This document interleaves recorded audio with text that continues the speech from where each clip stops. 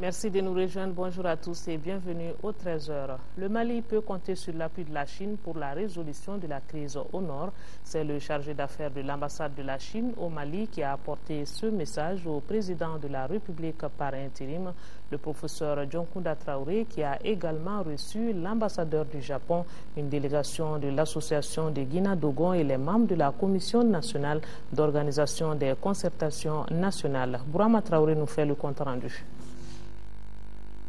Une journée du mardi bien chargée pour le président de la République par intérim. Le professeur Dioncounda Traoré a accordé ces jours 4 audiences. La première, c'est avec les chargés d'affaires de l'ambassade de la Chine au Mali. Guillaume Sueli est venu rassurer le chef de l'État du soutien de son pays au Mali pour la résolution de la crise. La Chine soutient toujours avec fermeté la position malienne dans cette question. Et la Chine va apporter dans la mesure de ses possibilités son aide au Mali. Et spécifiquement sur le plan militaire, nous avons déjà une coopération très ancienne et surtout sur le plan de logistique et de transmission militaire. La deuxième personnalité reçue par le président de la République par intérim est l'ambassadeur du Japon au Mali. Le diplomate japonais est venu faire ses adieux au chef de l'État après 2 années passées dans notre pays. S'exprimant sur la situation actuelle du Mali, l'ambassadeur du Japon s'est dit optimiste. C'est triste maintenant, mais quand même, je suis toujours optimiste. Je souhaite que votre pays va surmonter les difficultés. Quant à la délégation de l'association Guinadogon, elle est venue remettre au professeur Dioncounda Traoré un rapport sur la situation au nord du Mali. On se rappelle, les responsables de l'association s'étaient rendus dans cette partie du pays pour rencontrer les occupants et les occupés. Ce rapport élaboré à l'issue de cette mission fait certaines recommandations. Il faut dialoguer avec ces gens du nord, enfin les occupants qui sont au nord. Et deuxième chose, il faudrait avant les concertations nationales avoir les notabilités des régions du Nord et s'il y a les concertations nationales, les inviter à participer à ces concertations-là. Concertations nationales qui étaient prévues pour les 29 et 30 septembre 2012 sont reportées à une date ultérieure. C'est ce qui ressort d'une audience que le président de la République a accordée aux membres de la Commission nationale d'organisation. Nous avons donc obtenu que les dates de 29 et 30 septembre soient repoussées. Et nous allons à ce moment-là revoir ce qu'il y a lieu de faire, prendre toutes les dispositions pour que les concertations puissent se passer dans les meilleures conditions possibles, parce que nous n'avons pas le droit à l'erreur. Il ne faudrait en aucun cas que ces concertations soient bâclées. Au terme de ces concertations nationales, les Maliens doivent regarder dans la même direction, parler le même langage et œuvrer ensemble pour la consolidation de l'unité nationale. Un tour à l'école maintenant. Les élèves ont repris le chemin de l'école hier mardi 25 septembre 2012 et c'est Bougouni qui a été choisi par le ministre de l'Éducation et de l'Alphabétisation pour lancer la rentrée scolaire 2012-2013, placée sous les signes de l'apaisement et de l'unité retrouvée. Et pour la reprise des cours, chaque enseignant devait consacrer sa première leçon à l'hymne national du Mali, des consignes respectées à la lettre dans les différents établissements visités par le ministre. C'est ce que nous dit Mohamed Diarra qui était avec le ministre. Pour cette rentrée scolaire 2012-2013, le gouvernement demande l'union sacrée autour de l'école avec à la clé le redressement du système éducatif malien. C'est le message fort lancé par le ministre de l'Éducation et de l'Alphabétisation à Bougouni où il a procédé au lancement de l'année scolaire. Le gouvernement souhaite aussi le retour de l'éducation civique et morale dans les écoles. Que ce soit au fondamental ou au secondaire, il était exigé de chaque enseignant de consacrer sa première leçon à l'hymne national du Mali. Des consignes respectées à la lettre, comme c'est le cas ici dans cette classe de terminale. C'est une consigne qui s'imposait à nous parce que nous avions constaté aussi que notre tissu social est un peu fracturé. Nous avions la crise qui nous a fait réfléchir mûrement sur l'état de la nation, sur l'état d'incivisme qu'on constate et sur le manque de civisme dans ce pays-là. Et je crois que c'est pourquoi d'ailleurs il a été créé même un ministère spécialement dédié donc à l'instruction civique. Si la rentrée est effective dans les régions du Sud, tel n'est pas tout à fait le cas dans les régions du Nord, ce qui fera dire au ministre que notre système marche à 2 vitesses. Nous avions le Sud que nous contrôlons et le Nord que nous ne contrôlons pas. Et c'est pourquoi nous avions aussi organisé 2 sessions d'examen et nous avons fait la rentrée le plus rapidement possible pour pouvoir aussi amener le Nord à faire une entrée consécutive, immédiate, pour qu'au fond, on puisse, dans un avenir très proche, marcher à la même cadence. Nous encourageons les collectivités à poursuivre leurs efforts pour que l'école travaille au Nord dans les conditions que nous savons. Au cours de cette visite, l'éducation préscolaire n'a pas été oubliée. Les tout petits du jardin Tiendjeba Diakité ont accueilli le ministre avec des chants. Le séjour du ministre dans la cité du Bani Mounetier a pris fin par la visite à la notabilité. Les 2 parties ont prié pour la paix dans le pays. Ils ont saisi par le ministre pour brandir le trophée de la Coupe du Mali 2012 remporté par l'US Bougouni. La rentrée scolaire 2012-2013, qui est donc effective partout au Mali, excepté les régions du Nord, finit donc les vacances. C'est parti pour une nouvelle année scolaire. Dans les écoles publiques comme privées, les élèves ont massivement répondu présent. C'est donc une journée de prise de contact avec les nouveaux maîtres pour certains et pour d'autres, c'est la découverte du milieu scolaire et du programme de l'année. Le constat de la rentrée scolaire à Bamako, c'est avec Nyanya Alou Traoré. Il est 7 heures passées de 10 minutes. Gaussou Diarra grouille ses enfants. L'heure d'aller à l'école est arrivée. Les 3 enfants Diarra sont fin prêts pour entamer cette nouvelle année scolaire, accompagnés bien sûr des conseils de papa.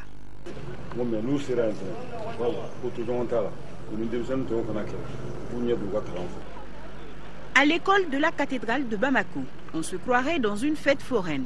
Parents, élèves et instituteurs, tous sont dans la mouvance de la rentrée. C'est les retrouvailles pour Hassan et Issa après une longue période de vacances. Cet élève de 8e année s'est fait accompagner par sa maman. Bon, je suis très heureuse d'accompagner mon dernier fils. Oui, je suis contente.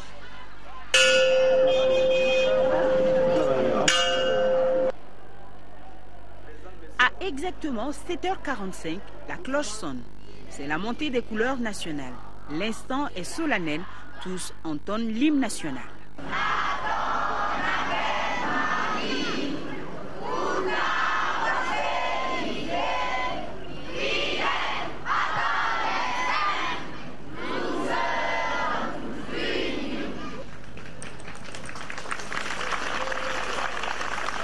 Au directeur donc de prodiguer les dernières recommandations pour qu'enfin débutent les cours. Mais ce que j'ai à vous dire, c'est que le DIEF se prépare dès aujourd'hui, 25 septembre 2012. Pas de repos. Suivez les conseils de vos maîtres. Apprenez vos leçons. C'est compris? Voilà. Devant cette classe de 5e année, les élèves sont au rendez-vous. Chacun en file indienne attend patiemment l'appel de son nom afin de regagner son table-banc. La joie et l'anxiété sont palpables chez certains. Tu as commencé ce matin? Oui. Mais on dirait que tu as l'air endormi jusqu'à présent. Non. Je suis content. Mais chez d'autres, ce sont des pleurs, surtout ceux qui font la découverte du milieu scolaire pour la première fois. C'est son premier jour à l'école en fait.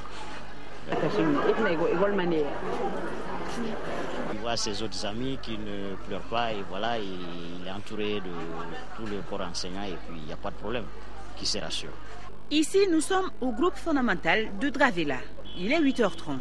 Les cours ont déjà commencé. La leçon du jour porte sur la paix. La région septentrionale du Mali est occupée, donc raison pour laquelle j'ai essayé de prendre ce texte spécialement pour ces candidats, pour qu'ils puissent connaître la réalité du pays. Cette leçon du jour est bien à propos, car la rentrée scolaire a un goût doublement amer. D'abord, les parents d'élèves doivent faire face à l'achat des fournitures scolaires dans un contexte économique très difficile. En espérant un rapide retour de la paix au nord, ici au sud, à Dravela précisément, les cours se déroulent dans le calme. Les élèves suivent avec attention les enseignants en attendant la récréation. Un moment très attendu par les vendeuses d'aliments pour faire des affaires. Elles s'activent donc pour satisfaire la demande de tous les clients, les élèves. Bonne rentrée scolaire à tous. Un autre événement hier, les parlementaires maliens se sont retrouvés dans la salle des débats de l'Assemblée nationale. Cela pour célébrer la Journée internationale de la démocratie, une journée célébrée le 15 septembre de chaque année. Le dialogue politique et le dialogue entre parlement et citoyens, des thèmes qui ont été longuement débattus. Et c'est ce que nous dit Alpha Maïga. La démocratie, au-delà de sa définition académique, est l'art de consolider les points de vue différents. Pour cette rentrée scolaire 2012-2013, le gouvernement demande l'union sacrée autour de l'école avec à la clé le redressement du système éducatif malien. C'est le message fort lancé par le ministre de l'Éducation et de l'Alphabétisation à Bougouni où il a procédé au lancement de l'année scolaire. Le gouvernement souhaite aussi le retour de l'éducation civique et morale dans les écoles. Que ce soit au fondamental ou au secondaire, il était exigé de chaque enseignant de consacrer sa première leçon à l'hymne national du Mali. Des consignes respectées à la...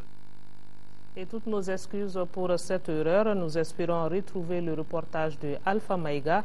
Et c'est un autre événement qui était au rendez-vous hier. Les parlementaires maliens qui se sont retrouvés dans la salle des débats de l'Assemblée nationale pour célébrer la Journée internationale de la démocratie, une journée qui est célébrée chaque année le 15 septembre. Le dialogue politique et le dialogue entre parlement et citoyens étaient des thèmes qui ont été longuement débattus.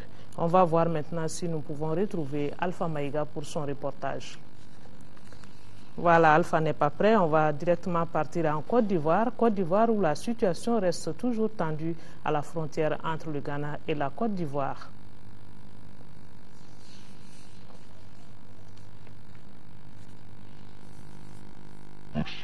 De cette journée de la démocratie.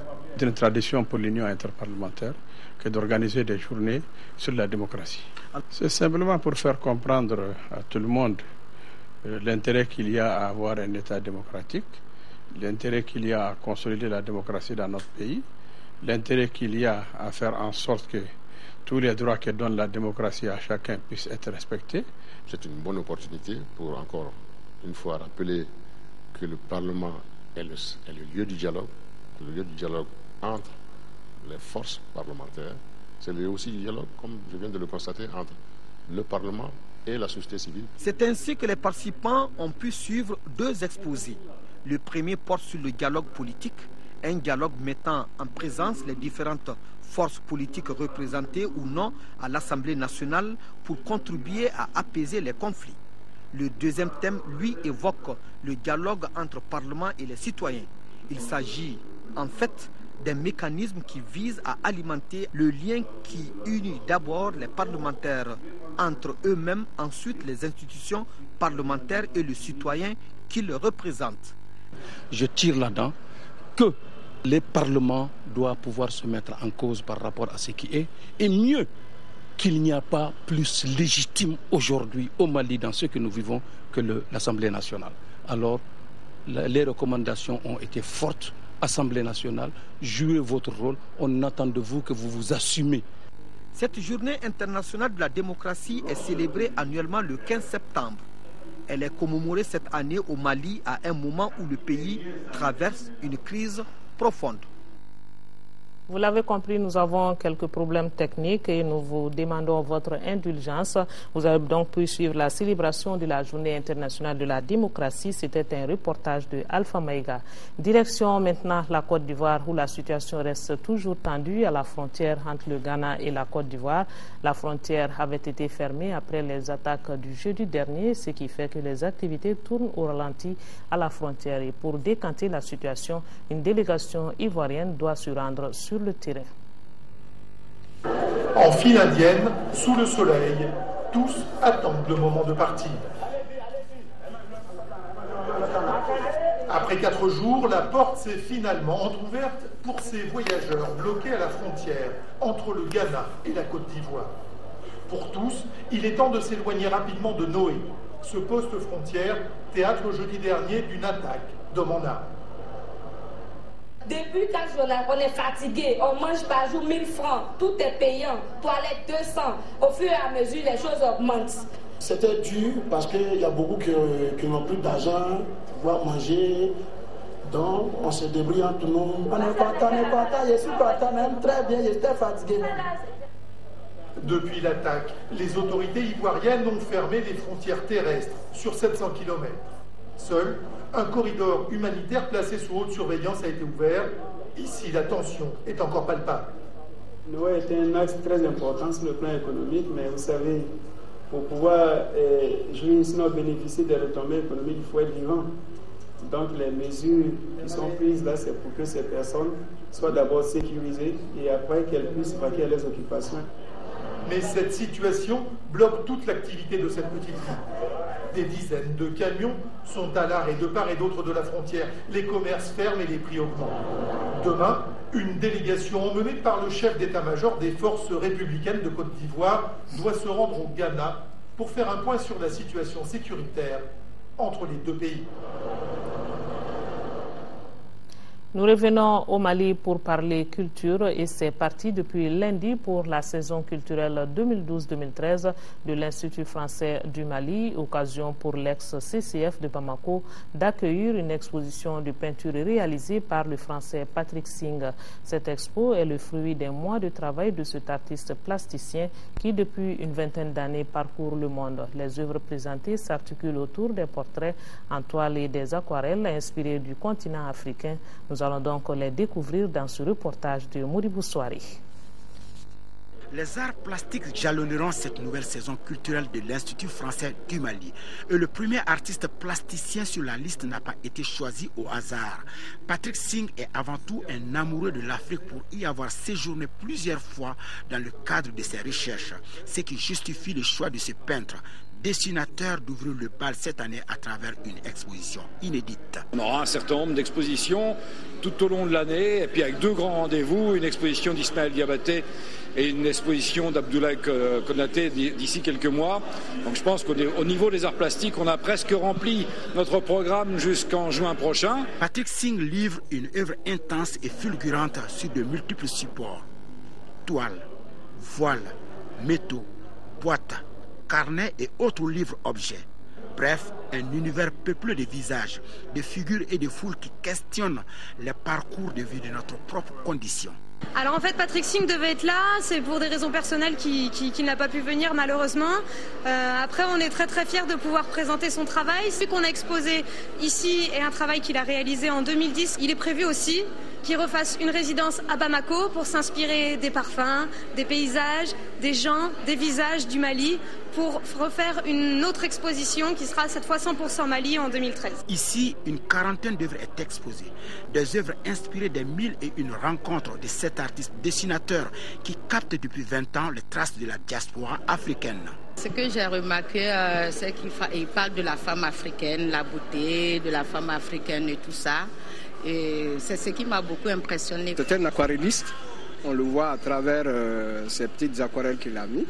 La qualité d'un aquarelliste, c'est la saisie spontanée et rapide des traits et du caractère. Une très belle exposition, il y a des très beaux portraits. Il y a les grands formats là notamment sont super beaux, il y a des belles expressions, des belles couleurs. C'est une belle exposition bien réussie. Cette expo qui est le résultat de 4 semaines de résidence au Burkina Faso se poursuit à l'Institut français du Mali. Et vous avez jusqu'au 7 octobre prochain pour satisfaire votre curiosité. Voilà, vous pouvez donc aller vous divertir à l'ex-CCF en admirant ces beaux tableaux. Et c'est sur ces images que se referme ce journal. À 18h et 20h, Aoué Touré sera là avec vous. On n'oublie pas nos compatriotes des régions du nord du Mali vivant sous occupation. Merci de nous avoir suivis. Et si tout va bien, je vous retrouve demain pour le 10h et le 13h. Merci et bonne suite de programme.